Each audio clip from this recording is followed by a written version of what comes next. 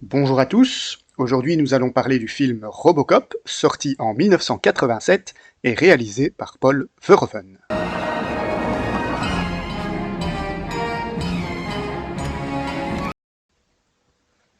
Alors c'est une œuvre qui s'inscrit dans la veine des nombreux films d'action américains des années 80. C'est l'époque de films comme Terminator, c'est l'époque de Sylvester Stallone et d'Arnold Schwarzenegger.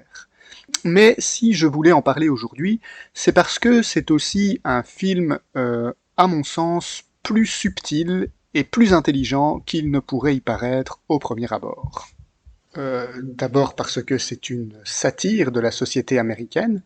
Le réalisateur nous présente une société, ça se passe dans un futur proche, et dans cette société règne un capitalisme exacerbé.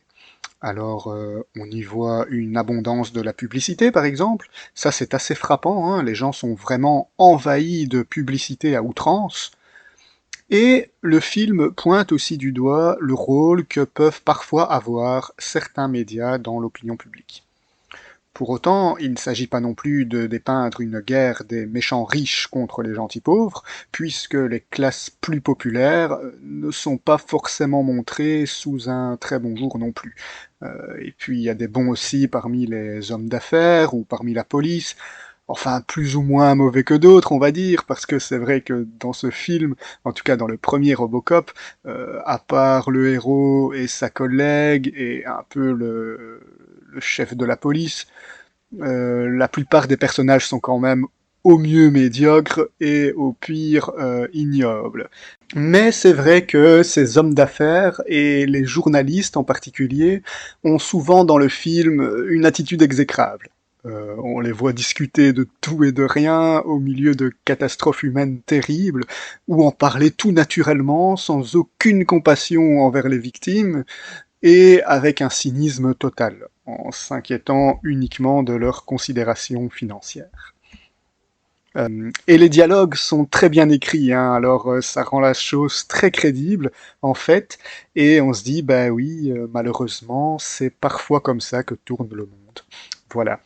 Mais pour en revenir donc au scénario de base, le film nous montre une société futuriste où la police est désormais sous tutelle d'une société privée, l'OCP, et alors la nouvelle idée, ou plutôt le grand projet à la mode de l'OCP, c'est la création de robots ou de cyborgs. C'est pas toujours, enfin ils sont pas toujours tous d'accord entre eux, mais voilà, de robots ou de cyborgs qui intégreraient les rangs de la police américaine.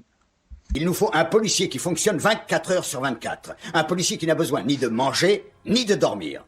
Alors ça pose tout de suite des questions éthiques, même si j'ai lu ça et là que on reproche parfois à ce film de ne pas assez proposer de réflexion sur, par exemple, la cohabitation des robots avec les humains. Mais je ne suis pas tout à fait d'accord avec cette critique, parce que d'abord je pense que la question ne se posait pas de la même manière en 1987 et aujourd'hui, et puis surtout parce que ces questions sont posées. Alors on ne voit pas forcément de personnages réfléchir ou proposer de grandes réflexions sur ces questions, mais la question se pose d'elle-même de par le scénario. Par exemple, pour les robots, la question de la défaillance technique est tout de suite posée, et avec force et brutalité, dès les premières minutes du film, hein, avec, enfin sans trop en dire, avec justement une défaillance d'un robot, une défaillance qui devient catastrophique, et en plus de manière assez soudaine et surprenante, et alors ça donne tout de suite le ton, hein, de la violence et des catastrophes que peuvent générer de tels projets. Pour ce qui est des cyborgs, c'est la question éthique qui se pose tout de suite, puisqu'il s'agit d'un policier, Alex Murphy, qui décède, et à partir duquel on décide de créer un cyborg justicier. Alors, ben, on se dit tout de suite, mais c'est pas possible de traiter un humain de cette manière-là.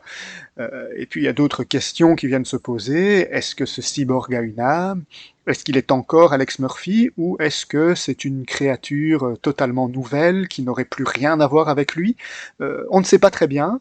On est dans une espèce d'entre-deux qui nous met extrêmement mal à l'aise pour le personnage, hein. On a beaucoup d'empathie pour lui parce qu'on se dit mais qu'est-ce qu'ils lui ont fait, quoi. Et là, c'est aussi un peu la question de l'acharnement thérapeutique qui peut être vu en filigrane. Donc, beaucoup de questions sociales, mais aussi une grande question spirituelle, puisque le grand thème de ce film, revendiqué par Verhoeven lui-même, c'est la question de la résurrection.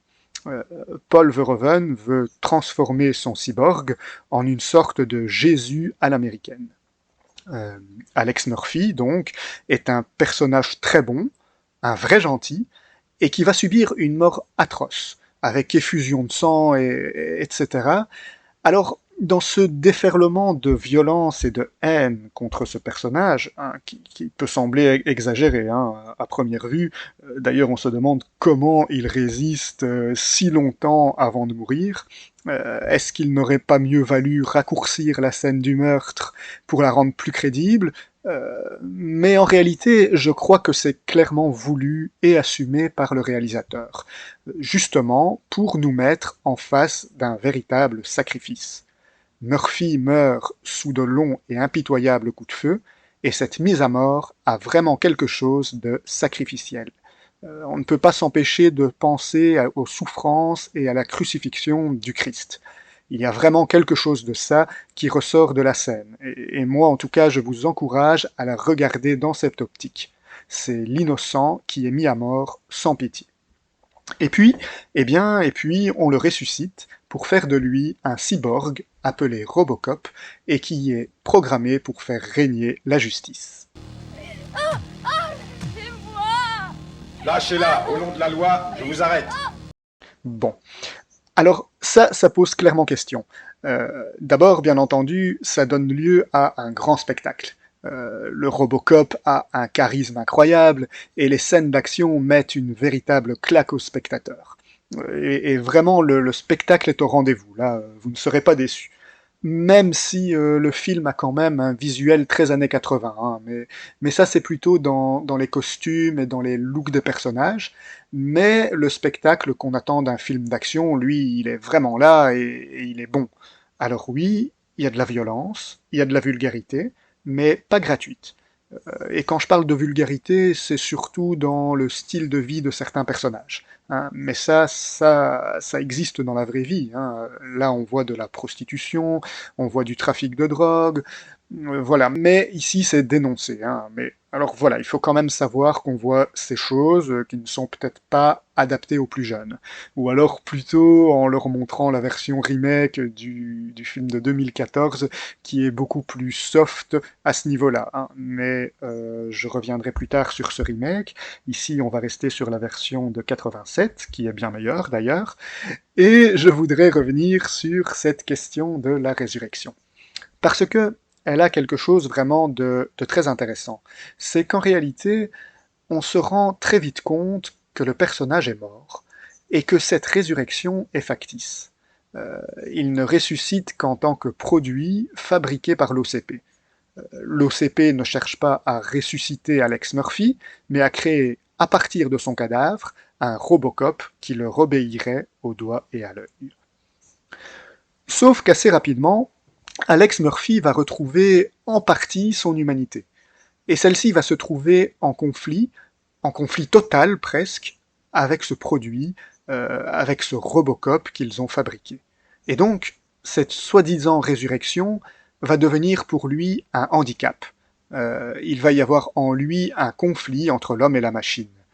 Parce que, même s'il est programmé pour faire régner la justice, le robot a un côté froid et procédurier qui n'est pas celui d'un être humain normal. Et c'est ce qui rend ce personnage fascinant d'ailleurs. C'est-à-dire que, pour le dire autrement, on aimerait tous avoir un Robocop pour nous protéger, mais personne ne voudrait être Robocop. On est pris de pitié pour ce pauvre homme qui était un policier intègre et dont on voit ce que des hommes véreux ont fait de lui. Il est amnésique, il n'est plus totalement maître de ses actes, il peut devenir violent malgré lui, et puis physiquement, eh bien, il marche d'un pas lourd, saccadé, avec cette armure qui fait à la fois sa force, mais aussi son handicap, et qui donne, oui, l'impression d'un handicap lourd. Ou alors, si on voudrait être comme lui, c'est plutôt dans son abnégation, hein. On s'identifie à la victime et on admire cette abnégation qui lui permet de dépasser sa souffrance, de lutter pour rester lui-même et de mettre sa nouvelle force au service du bien. Au service du bien, et pas seulement parce qu'il est une machine programmée pour protéger l'innocent et pour faire le bien, mais véritablement par choix personnel. Euh, c'est ça qui va être le grand combat pour lui. Et ça, il me semble que c'est un thème très chrétien. On dit que Dieu permet le mal pour arriver à un plus grand bien, mais que cela ne fait pas du mal un bien pour autant. Et là, je trouve que c'est ce qui est parfaitement illustré dans ce film et dans ce qui arrive à Murphy. Il accepte la situation et il s'en sert pour faire le bien, mais il reste évident aux yeux du spectateur que sa situation est un mal. Sa vie est brisée, et lui, il se dit, eh bien, c'est une catastrophe, il aurait mieux valu qu'on me laisse mort, mais maintenant, je suis là, dans cet état, plus vraiment moi-même, mais un peu quand même, alors qu'est-ce que je fais avec ça? Donc, si on veut faire un parallèle avec la résurrection, je dirais que c'est pas tellement avec la résurrection glorieuse de Jésus, ni avec la nôtre à la fin des temps, mais on peut plutôt y voir cet état actuel des baptisés, qui à la fois sont victimes du péché, et qui en même temps vivent déjà de la résurrection. Murphy est victime des hommes qui se prennent pour Dieu, qui veulent lui imposer une résurrection à leur image, et ce simulacre de résurrection devient pour lui une nouvelle croix. Mais lui va réussir à transcender la situation par son intégrité et par ses convictions profondes, c'est-à-dire finalement par son espérance en la véritable résurrection, celle qui vient de la foi en Jésus. Ça peut paraître excessif ce que je dis là, mais je ne pense pas exagérer en proposant une telle interprétation, puisqu'on dit clairement dans le deuxième film que si Murphy a pu devenir un Robocop de cette envergure, c'est parce qu'il était un catholique pratiquant, un bon père de famille, intègre dans sa morale. CQFD, c'est on ne peut plus clair. Un fervent catholique, sorti major de sa promotion, bon père de famille. Tout dans son profil indiquait un grand sens du devoir,